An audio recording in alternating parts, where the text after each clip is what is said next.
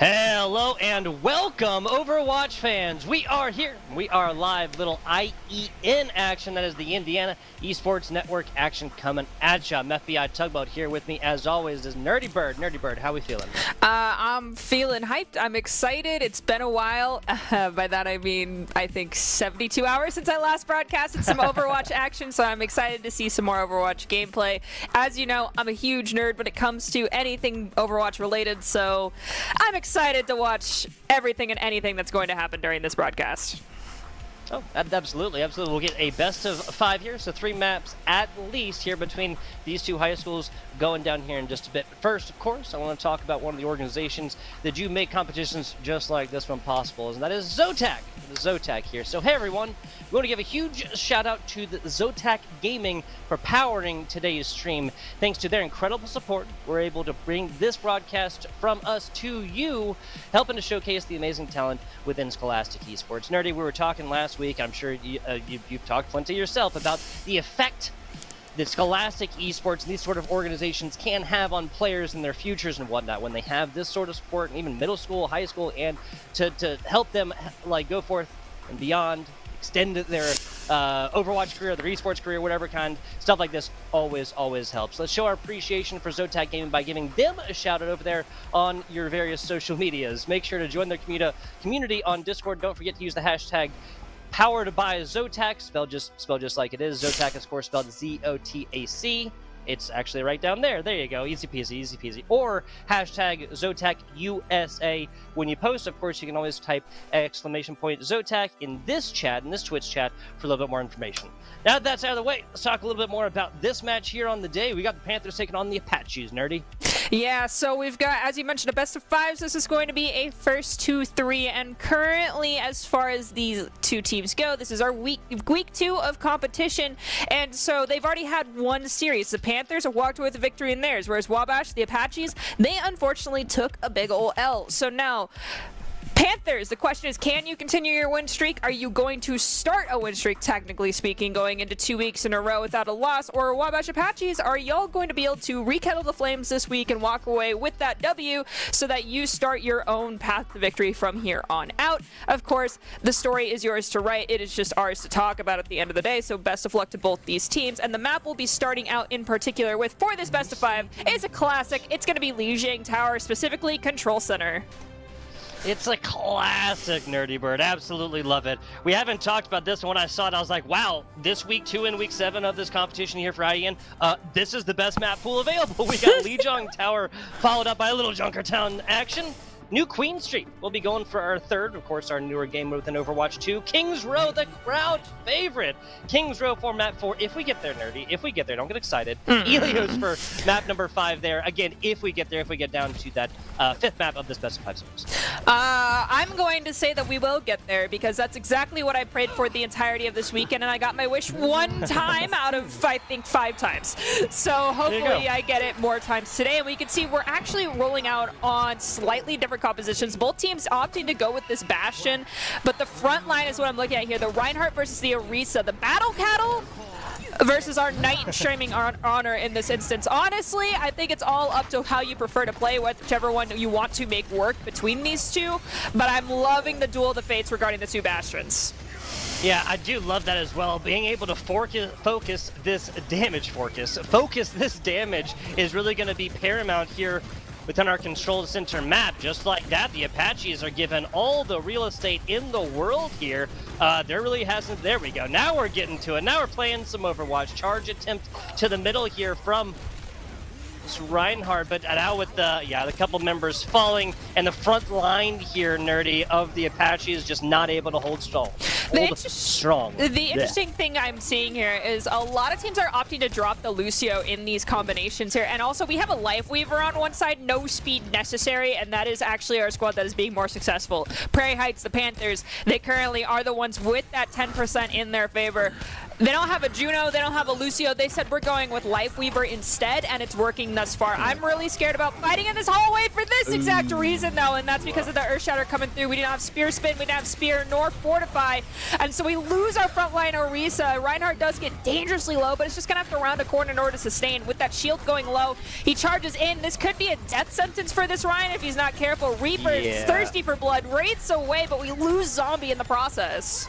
A fantastic job just simply keeping East Nebula 50, henceforth probably referred to as Nebula, all the way up. Yeah, this doesn't happen otherwise. That was a fantastic shatter earlier in Nerdy Bird that led to this unlocking the situation. Now 50%, that's what the Panthers are staring at. We can get roughly 2 fights out of this if you're looking at the Apaches for an opportunity to come back in their favor. They do have Nano, they have Beat, they almost have Artillery Strike, but on the other side, we have that Tree of Life, Artillery Strike, and Overclock from Sainty, who is actually hitting it, and we see Beat is going to be used in response. Another ult is being paid. That's Artillery Strike. It does take out Lucio.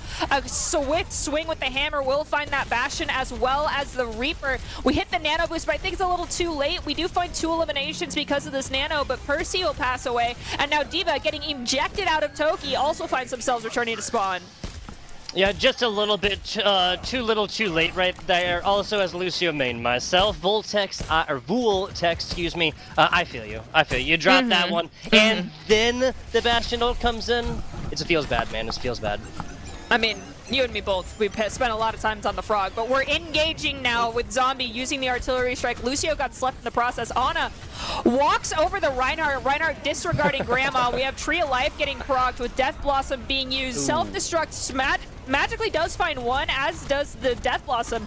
Ana, Percy being supportal combat finds one, and then Nebula does end up finally getting eliminated. I think there's no staggers, but we're holding really far back currently for the Wabash Apaches. Instead of playing forward and backing up, which they're giving this entire zone fight free to the Panthers to walk through, and that could spell disaster for this team. It definitely can. I love how Breadmaster and Thainja, the ninja? I'm not Thai in GAA, not 100% sure. Maybe we'll it's get Thai Ninja. clarification in between. I think Thai Ninja is probably the accurate one here. Big apologies, that is not the case. Here comes the Nano Boost, and that is a big running right there. 99 and a Nano Boosted Reinhardt in your face. Not going to be an opportunity. Wabash Apache is going to be dropping in round number 1. Map number 1, excuse me. Round number 1? The first sub-map here of Lijiang Towers, the best way to put it. Honestly, I truly think it just came down to not claiming space that we had for free. If we're looking at the Wabash Apaches, they should have definitely claimed that corridor and then backed off after forcing cooldowns from the Panthers. They could have forced early shatters. They could have forced a lot. They could have just taken away some ultimates in that process, but we opted not to. I understand the concern of being in enclosed quarters against a Reinhardt, but that's why you go there early, back off early, and then fight point. But now we're opting to go with the Mauga composition here. Mauga Bastion with Percy going with the Mercy boost instead of that Ana, and we're actually going to the Kiriko to try and circumvent these antis coming out from the Panthers.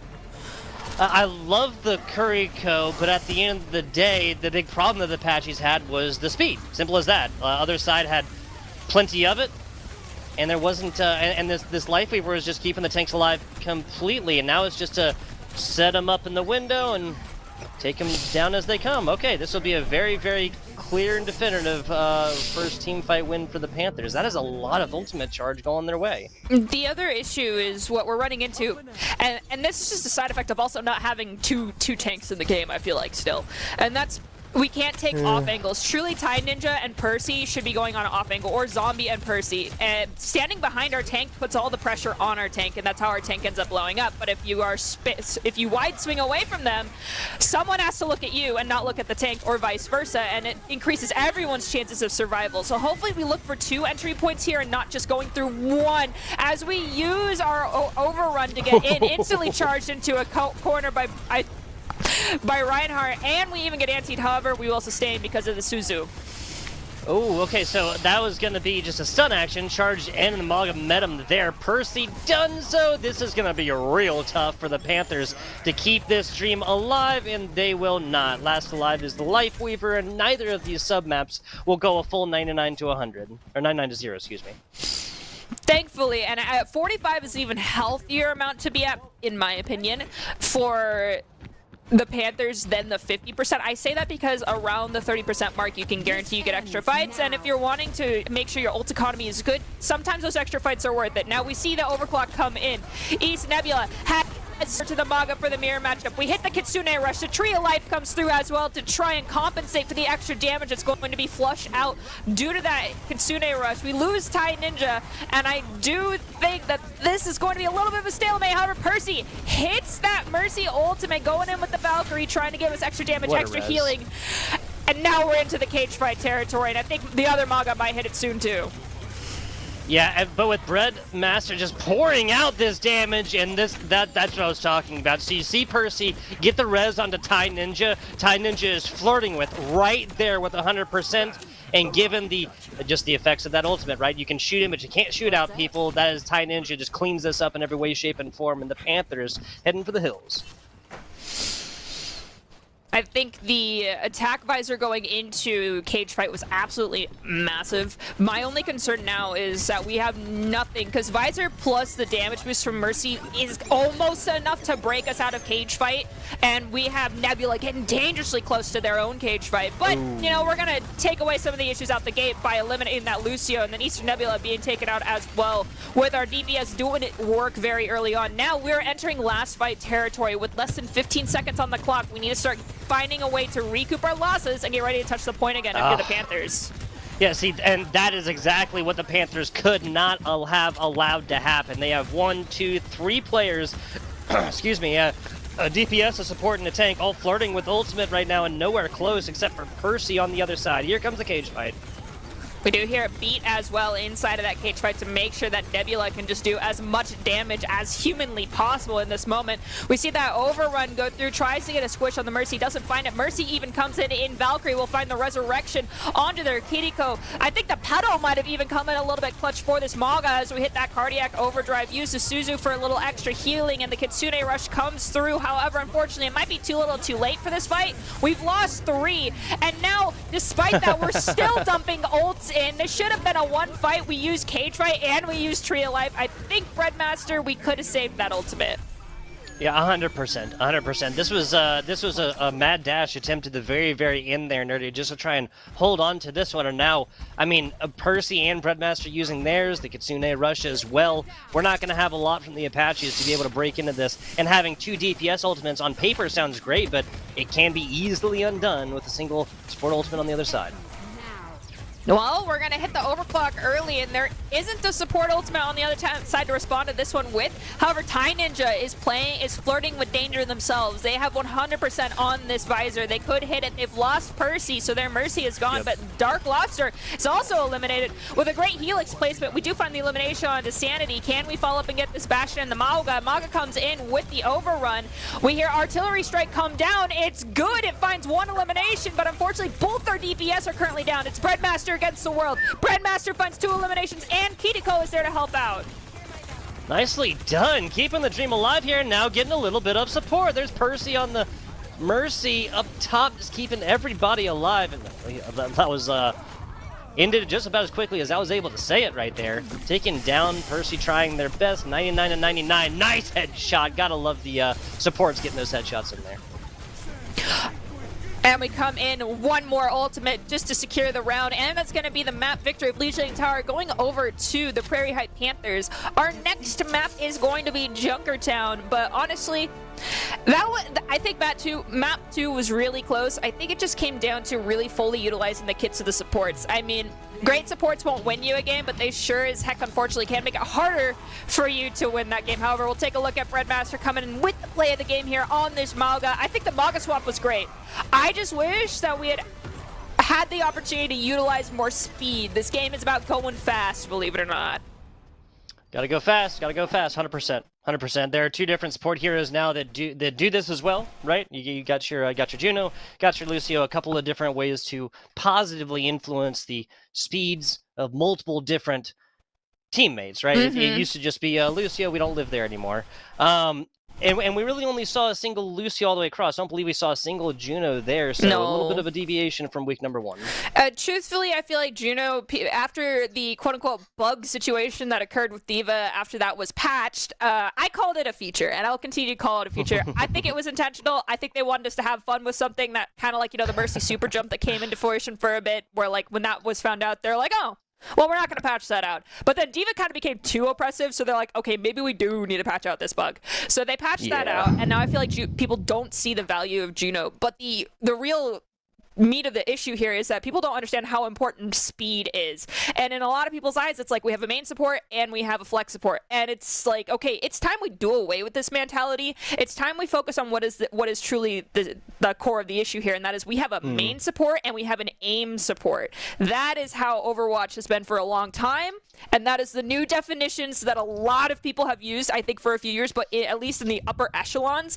But it has yet to come down in the trickle-down effect to get down here to the level where it's like, look, your Brigitte can be your main support, your Juno can be your aim support. You do not need to have like a designated flex and main in every single game. Though of course I will say you could go on a Juno, it's just your Ana needs to be ready to be dying off cooldown without a Brigitte to protect them.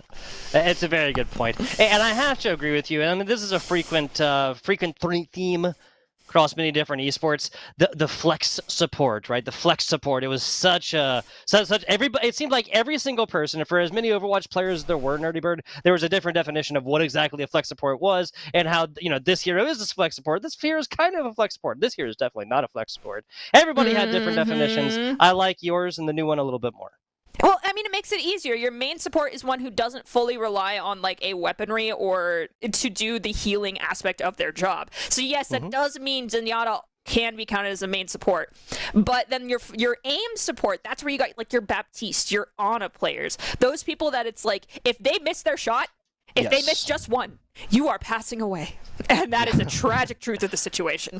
Well, with the cooldown as well that goes forth in between the Immortality Field and Ana's Grenade that goes forth and provides even more support and just general theme of keeping teammates alive. I get what you're saying.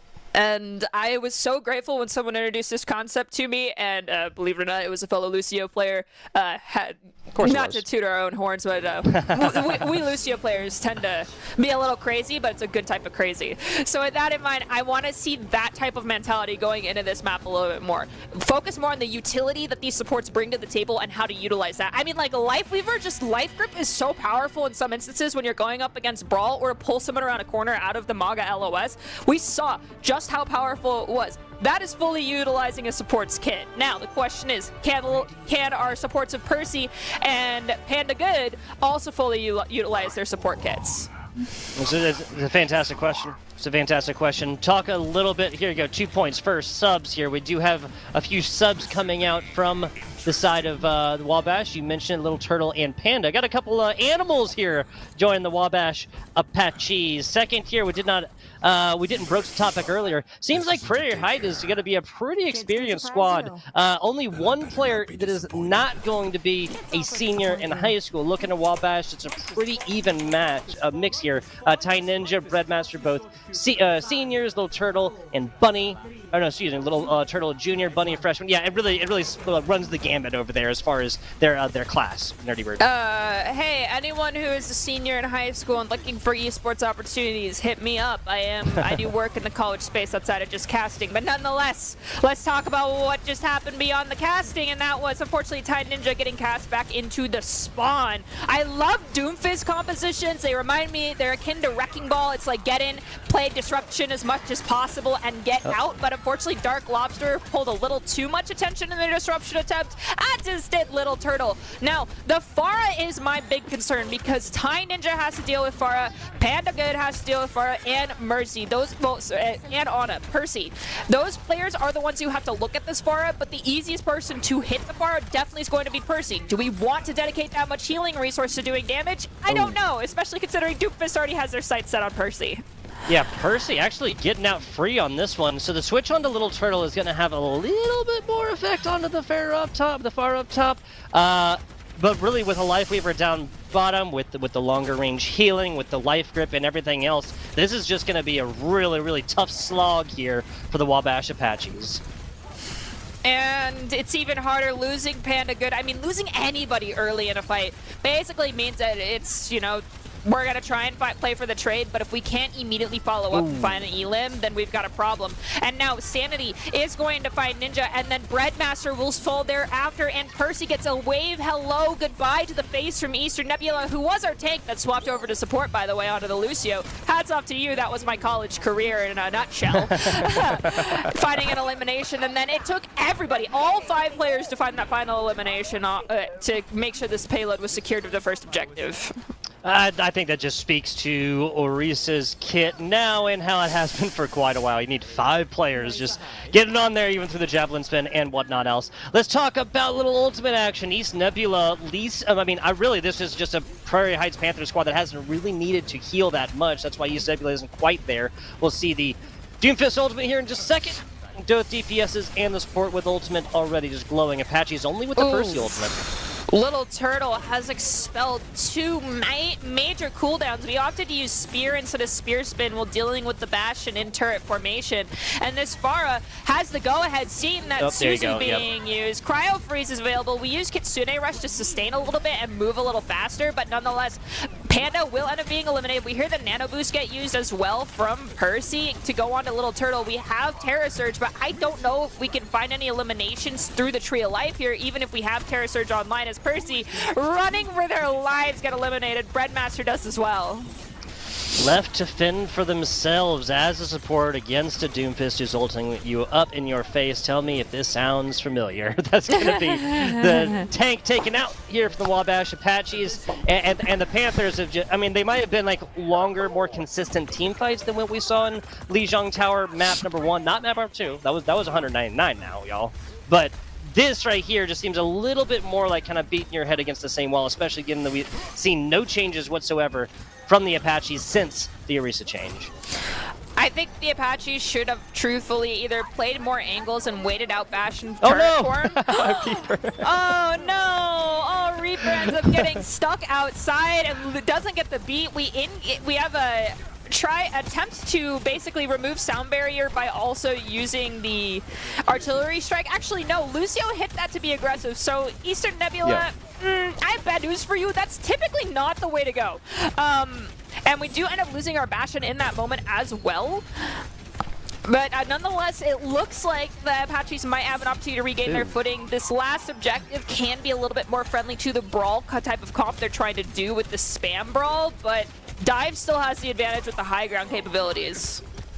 Yeah, and if this is an Apache squad that's able to turtle up around this little turtle player, that might be a different story, but finding that and doing it are 2 very, very different things. This is a really good corner. They don't want to give up this, because then you're just looking at a straight angle all the way down with this huge source of cover in the payload right there in the middle. Keep this angle and make that thing sing. That's a purple Doomfist. That's the things that the defensive dreams are made out of. Nice. Oh, barely got the Pharah. That's actually going to be really the only one on the way out right there until... Yeah, the nano boosted tact visor. Love it. Love it. Grandpa has put on his reading glasses and has the entire enemy in his sights. Unfortunately, we do see that the Doomfist and Lucio will make it out. I mean, that is the core of their kit, is the ability to get in and get out. So respect where it is due. However, now we have 0 ultimates lined up for the Apaches. They are close to this Kitsune Rush, but then this spam phase needs to last really long. Doomfist almost has ult. We have Artillery Strike coming up online and another Rocket Barrage for the Panthers. So this could get very difficult for the Apaches here within moments of losing Breadmaster. I forgive me for suggesting it, but the things a Sombra would do against this Panther squad right now, I mean, between the Life Weaver, far up top, Bastion, of course, and here comes Justice from above. All shall fall, and that is a lot right there. We might have just watched the play of the game. You know, Tugboat, I like the way you think. I, for one, also... Some people will give you blatant disrespect for doing it, but I respect the counter swaps. I mean, even pulling out a Brigitte in this instance, because there's no need for a Suzu entirely if you have a whip shot and a shield bash, and you can counter bash a Doomfist punch. Things would have been a little bit better. Also, I think perhaps swapping to a hit scan sooner to deal with the Pharah and shutting down the angles that she had, which basically it comes down to wide swinging not by yourself while taking care of a Pharah. You lock down her angles. What you want to do is either A, multiple people look at her when you wide swing very fast and make sure she's eliminated, or you eliminate the angles for her to use by staying in closer to natural cover and tucking closer to the angles, taking care of the team, and looking at the Pharah last. It is kind of anxiety-inducing when you opt to go with the second path, though, because, let's be honest, there's rockets hitting you and pushing you all over the place when you opt to take care of the Pharah second, but sometimes that's just what you need to do. Anxiety? Overwatch? Yeah. Never heard that one before. We're going to be looking at an attack squad here. I mean, 2 minutes to finish this one out. I have to agree with you. This simply happened because the Pharah was just left to reign supreme. Pharah has all the room in the world in first point to work with, a little bit less in the second, and a little bit less even more so than that, but there's still capability, but the ability for the defensive side to shut down a Pharah is just so much more prominent in the third point of Junkertown that is in the first. So not switching initially, okay, not switching the second one, might be a question you want to start asking yourselves. Not switching in the third seems like just sealing your own fate, though. And also, the one thing I want to say here is, well, I love Ashe. I love turning people into barbecue with dynamites. The one thing is because of the coach gun cooldown being so long, you have to, Breadmaster needs to be extremely careful throughout the entire course of this engagement with positioning and using coach gun. You can't use it too early because Doomfist will immediately come after you, and that is when you want to use it to disengage and then get to safety and pray you don't get eliminated. But honestly, if Percy and Breadmaster aren't together, one of them's going to get picked off, just like this Lucio. Nebula ends up getting picked off early from the Panthers. It's a great start. It's a great start right here. Getting both DPS really, really low on the Panthers' side. That's a great job from Dark Lobster realizing that and just taking like all of this attention basically. Sitting way back as Breadmaster. Again, we saw them on tank earlier, and this level of like, I'm not going to call it passive aggression because it's just lengthy aggression. It's ranged aggression. Excuse me. I mean, I think it spells a well-rounded player who has the capability of playing both frontline and backline. Also, it helps you understand both roles very in-depth and why communication has to happen how it does. I think playing support makes you a better tank. I think playing tank makes you a better support. That's just my my 2 cents on that. You can call me crazy if you want. Now, speaking of supports, Percy does have Nano Boost coming online, but we also have Nebula making a hot swap over to the Zenyatta, so it's time to play Bait the Discord if you're the enemy team right now. Wow, yeah, and this is just going to be like with the switch onto the Zenyatta, this is going to be a really, really heavy kind of pick comp here from the Panthers. And I'm just not 100%, outside of Percy, I'm just not 100% sure who you're really going to consistently go for. You have Breadmaster, like you said, with the coach gun, and then Suzu from Panda Good at the end of the day, and that's nothing from the Bastion ult as well. Okay, so Tai Ninja going to be the only Bastion with ultimate on this map. So the plan of attack, I do believe, is to go after Breadmaster and also to prevent D.Va from creating pressure. But all D.Va has to do, because the boosters have such a low cooldown, get the Discord, walk away for a couple seconds, and get the Discord off and then can engage. However, if we don't do it fast enough, things like this happen where the Doomfist is engaged into our backline. We did not get rid of the Discord because we stayed in the LOS of the Zenyatta, and our entire team is now falling rapidly. Yeah, perfectly said right here, Nerdy Bird. You kind of said it, and it happened. You gotta feel good, right? This Discord orb from East Nebula has also just been traveling from player to player about as quickly as it can. You can basically see the comms from the Perry Hype Panthers just getting written on the walls of Junkertown right now. We engage immediately with the Bob. To try and get around it, we use Meteor Strike. We find Panda. Bob did find Saint, but we also ended up using our Transcendence, which shout out to Nebula. Fight and a half getting Trance is not bad at all. Granted, yes, you did save some from when you passed away as Lucio previously. But now we're looking at Nano Boost, as well as Self-Destruct, and our Aerial Strike coming in from Bastion. Ana, unfortunately, misses the sleep. We do see that the Doofus' Discord, and this Ana is getting abused, but manages to survive. Where's the Zenyatta? Zenyatta. He was making your life extremely difficult. Time to make his difficult, but instead maybe we have to focus on the Reaper on point. I see you. And that's going to be a trade from East Nebula and Breadmaster right there, so that's going to be advantage. The offense right here, that's going to advantage Apaches. And that's the other thing. Leave it on with the Reaper when Little Turtle's on D.Va, knowing that the only time you'll ever get value from that Death Blossom is when Little Turtle is in Baby D.Va mode. Like, it's just simply not going to happen. As soon as they hear that, going to fly to it, going to pull out that defense matrix, and you're not just going to get the same kind of value and probably pass, like, immediately afterwards. Or the alternative is you get slept. Okay, We see the life grip because of the anti. I mean, like, we just used life grip, and you called it. Exactly what just happened. Like, you cannot use it if D.Va's in Meg. But the alternative is if D.Va dies or we lose Toki, we know that Death Blossom is coming, so you hit the gas pedal but don't use any ults and end the fight as fast as possible. Dark Lobster, only with a Zenyatta ultimate here, is going to be real slow back on the healing. There goes the Transcendence from East Nebula after a whole lot of green armor as well. Just trying to find the Baby D.Va right here and clean this one up. Doesn't quite land the Seismic Slam and forced to retreat right there. So pick left on the board right there for the tank of the Prairie Heights Panthers. Breadmaster, 97% done Bob. Let me see my Bob the Butler. Never mind, we're going to use Artillery Strike on Tie Ninja early. And honestly, if you've lost a DPS, it's time to disengage unless we can get the trade quickly. We see Bob, but Breadmaster's life is paid for in exchange for Bob's usage. We do see our Percy is doing a lot of supportal combat to the point where I'm getting a little scared. But it's working out. They're living a lot. Did Little Turtle try and call down her... Did that get interrupted? Am I losing? It got interrupted? Oh, she got hit. Yeah, she got punched. Okay, sorry. All right, hey, that's one of the first times I've seen that one in quite a while. All right, so Percy taken out of this one, and the Prairie Heights Panther is going to be holding on strong for right now. We have the pedal to try and prevent people from getting into this room without having a wide swing. So unfortunately, Breadmaster falls for the trap and does end up getting eliminated. Now we have Tree of Life, which can be used to just cut people out of an entire zone, make sure players are split, prevent them from walking outside by its time. Saint gets dangerously low, 72% on that Death Blossom. We got the full engage with that Nano Boost. We hear Tree of Life go off to try and deal with this extra damage, and the Kitsune rush. We lose Toki, we lose Percy. Will the Apaches be able to sustain despite... Nope, they won't. Answering their own questions here. Nerdy Bird is taking a look at the ultimates as of right now. DPS ultimate and the support ultimate up for the Panthers. Nada, zilch, zero as of right now. Maybe in like 30 seconds or so for the Apaches, but that's going to be on the other side of a solid bit of damage from Breadmaster and Tie Ninja, and it's only going to be your DPS ultimates. Now Dark Lobster completely giving over the life right here. Tries this one again, and the Lifeweaver pull actually kind of, not really, wait, hang on. Am I losing it here? So the Sanity comes out here, gets the Death Blossom and Little Turtle, mostly eats that one up, there's two taken down.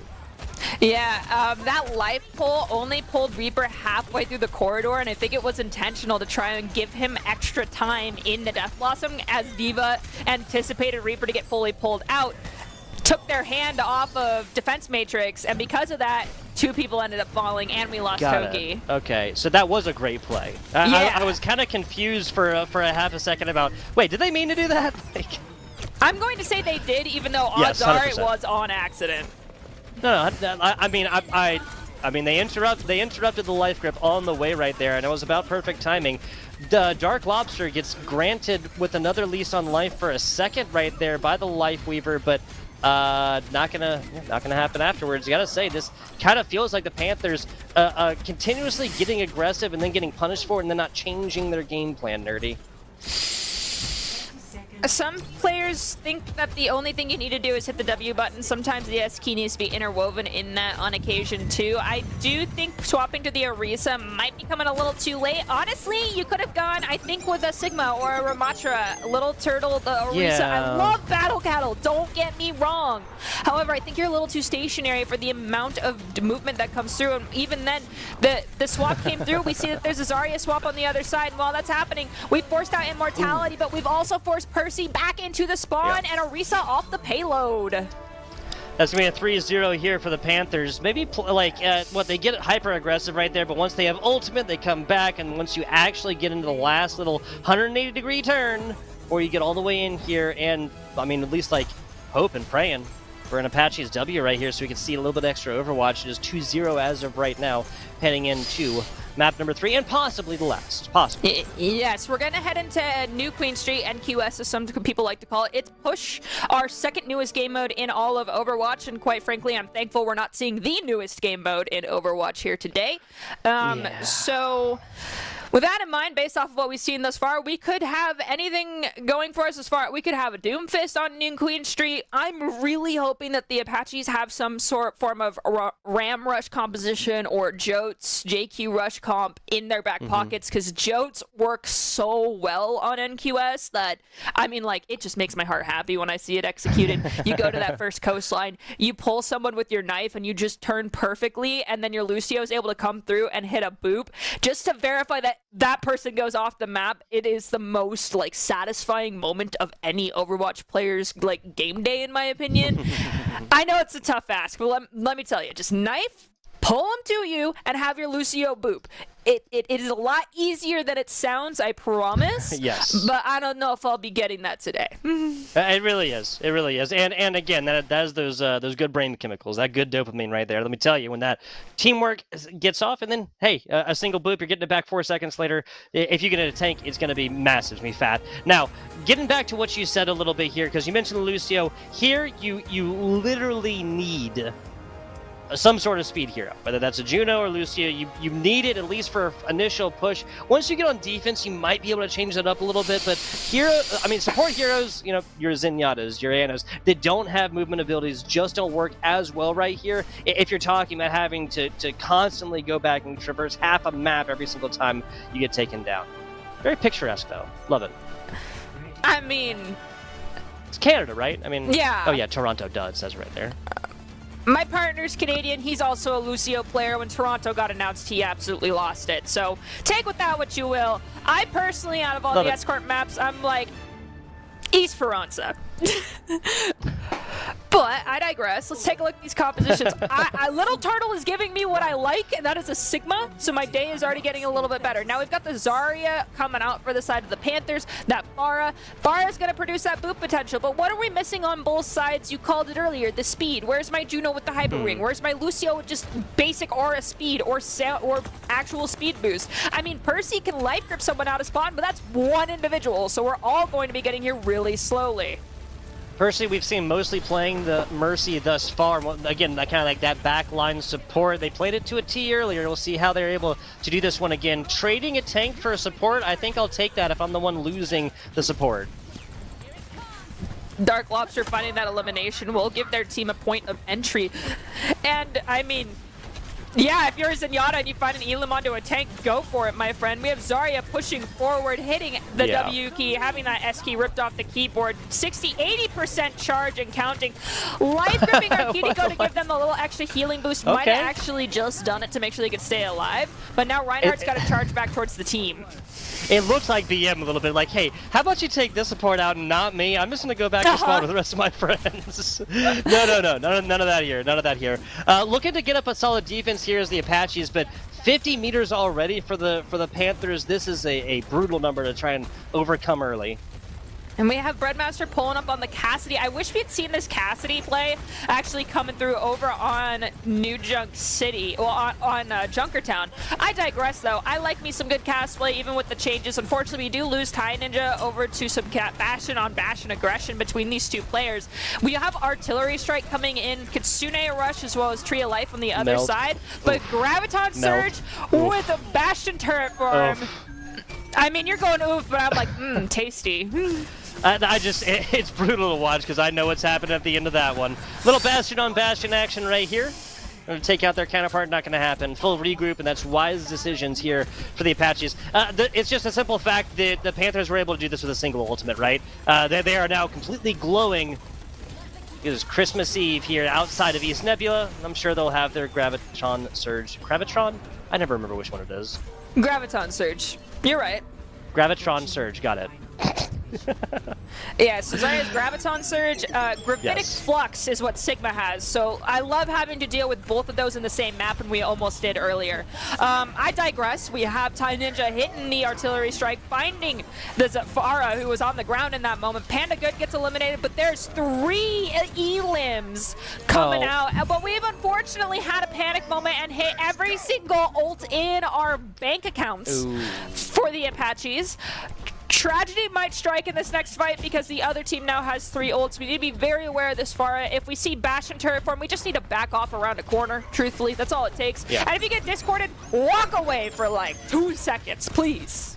Just 2 little seconds. If this Panther squad comes down and does take this 3-0 fashion dirty, I feel confident saying that a lot of this is going to have come down to the difference in ultimate usage, right? You had, I think, 3 players down and another one, like, literally on last 10% health for the Panthers, and the Apache still dropped. I mean, we saw the high noon. I believe there's another one immediately before them that was dropped as well. You gotta hold on to these. Here comes the switch onto Ramatra. Again, these swaps coming a little too late. The Earthshatter is clean. It knocks down 2, and we find both eliminations. We hit the trance just so our Reinhardt can keep swinging after taking about a third of our damage, well, a third of our health pool off. We find 2 more eliminations thereafter, and that is going to be it. That's the second objective locked in, and Prairie Heights Panthers will walk away in a clean 3-0 victory. Yeah, so it's a 2-0 over there on Lijiang. Junker Town goes down to a 3-2 difference, I believe. So a little bit closer, Hey, I mean, that second Lijiang Tower map as well was a 99 to 100. So there was certainly plenty of times, but I think, I'm without tooting our horns a little bit here, you know, Nerdy Bird, I think you and I pointed out a couple of different ways that this Apache squad came forth and just didn't play optimally. You got to call it like you see it. That was between no speeding play, no Juno with the hyper rings like you were saying, no Lucio, as well as you just got to maintain these ultimates a little bit more. I realized that on this last, like that robot is flirting with the very end line right there, like literally right there, but 3 down, 2 more, and one of them's not a tank. One of them is like literally on the precipice of death, and then you pull out the high noon from Cassidy. It's just not ideal. Like, just high noon by itself, I'm not saying that would have won their next team fight or anything else like this. I'm not saying with that one ultimate they would have been still playing on this map or whatever else like that, still fighting for their win or something like this. But it's just the mentality, right? You got to maintain all the way through. And really, also, this comes down to communications, right? Either calling your ultimate beforehand or just realizing that your teammates are right there and getting their comms, realizing, okay, we have won this team fight. It's over with. It's done. Now let's go forth and push. Truly, that's calling your balance. Are you up to? Are you down to? And like you said, you need to plan out those ultimates. And truly, it's like when it comes to ult economy, typically you're spending 2 ults in a fight, and then you spend 3 ults in a fight, and then you spend 2 ults. Sometimes you might be able to spend 3 ults in a fight and then spend 3 ults in the next fight because your support either pops off or your DPS pops off and manages just to get their ult back really fast. But when we're right at the spawn door, no, you're gonna have to give up 3 ultimates, and that you need to push really far forward with one person pushing the push bot so you can get that 3rd ultimate back really quickly so you have a better chance of winning that kind of next scrappy fight that's going to occur. But, you know, at the end of the day, all I can do is talk about it and pray that someone hears what I am saying. Panthers, they managed to execute it quite nicely. They also weren't perfect. They had plenty of times where they were dumping too many ults, but at the end of the day, they're the ones walking away with a W. The middle meat of map number 2 of that Junkertown, that was there are multiple times that the Panthers like, okay, they lost this team fight. They're about to give up like a lot of space, and the Apaches took every single last bit of it. It just came down to I'm not going to call it a lack of counter pick. I'm just going to say that it wasn't like definitive, like, okay, this hero counters this hero. Hit scans on Farah. Excuse me, diving characters onto your Annas and whatnot. I think I mentioned Sombra during the actual team fights and whatnot. These are just like mild examples and stuff, but it was more so just focused more on the tank play. As it is, you know, it is done and dusted. Panthers 3-0 right here. They'll improve to 2-0 on the season as well. Unfortunately, Apaches dropping down to 0-2. I've not found their first match win yet. I believe they lost the first one 3-1, so they have taken a map win so far, Nerd. Well, let's hope that they can parlay that into more map wins in the future and then go from only one map victory to actually winning out an entire series. It's all about learning. I mean, you are still in high school at the end of the day. We don't anticipate you to be the titans of Overwatch at this point in time. It's what practice is for. It's what teammates are for. And it's all about improving. Absolutely, absolutely, and that's what the IEN is for. Speaking of, I want to give a big shout out to LandFest. Yes, LandFest. Thanks to LandFest for building healthy communities through gaming. They do a whole lot with this scholastic scene, y'all. They have 23 chapters across 18 states, over 150 events a year. Crazy stuff, crazy stuff. If you want to find out a little bit more about it, head on over to landfest.com, spelled just like it is, LANFEST.com. Not going to spell the .com there. You guys can figure that one out. Go to give a shout out to League OS as well. League OS, do you want to play esports in college? Well, that's reasonable desire. Now there's a way to search through thousands and thousands of collegiate esports programs to see where they are, what games they play, very important, and even what majors they offer. Now, just go on over to the portal.leagueos.gg. Portal is and League OS just spelled just like they are. To search, and IEN students specifically can also sign in to manage their prospect profiles. What that is essentially is just going forth and keeping track of the amount of colleges, universities that you have interest in esports wise, where all of their stats, and also, yes, on the prospect profiles, all of your stats are automatically updated match over match. Now, folks, there are scholarships out there. I mean, there's plenty of opportunities. There are scholarships out there for shoutcasters. Oh, who'd have guessed it? Social media managers and more. So make sure you add all of your talents to your profile. Nerdy, how amazing would it have been 10 years ago when I was going through, we'll call it 10 years ago, when I was going through college. Oh well. Verified collegiate esports coaches are searching the LOS portal right now for promising prospects and reaching out to the ones that they like. Also, of course, guys, LOS, the League OS portal, obviously it's free for students. Don't miss out on your chance to get subbed in for free. Visit portal.leagueos.gg today and take your game to the next level. That's going to be it for the read there, Nerdy.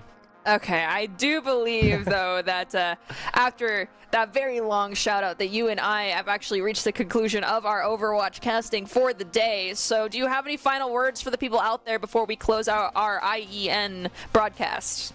It's fantastic stuff. We got a little Fortnite action on tomorrow. You'll be seeing this ugly mug over there on Fortnite again, and hopefully you'll see me on some more Rocket League, which I just realized is my background, not Overwatch. Sorry about that, guys. And hopefully a little bit more Overwatch action. It's all esports here. It's all scholastic esports, right?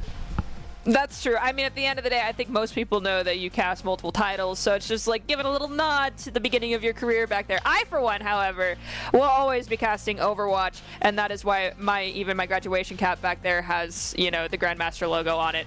But it's consumed my life to the point that I should probably sign off for the evening when it comes to casting it, and wish everyone a wonderful remainder of your days. Make sure that you stay hydrated, and if you're in school and one of these players, your grades come first. Make sure that's the most important thing next to your family and your work-life balance above everything else. So stay happy, stay healthy, watch your grades, get plenty of sleep, and we'll see you next time.